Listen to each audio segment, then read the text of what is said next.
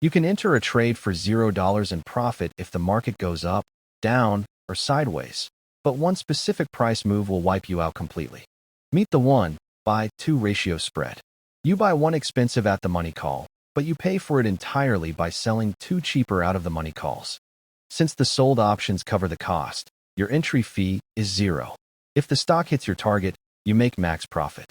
If the stock crashes, you lose absolutely nothing because you paid nothing. It seems strictly better than buying stock. But there is a mathematically invisible tripwire waiting for greed to take over. Beyond the upper break-even, that extra sold call becomes a naked short. For every dollar the stock rises past this point, your losses accelerate without limit. The secret is knowing when to fold. Close the trade at 50% profit or buy a cheap wing option to cap that infinite tail risk immediately. Respect the tail risk or the market will humble you.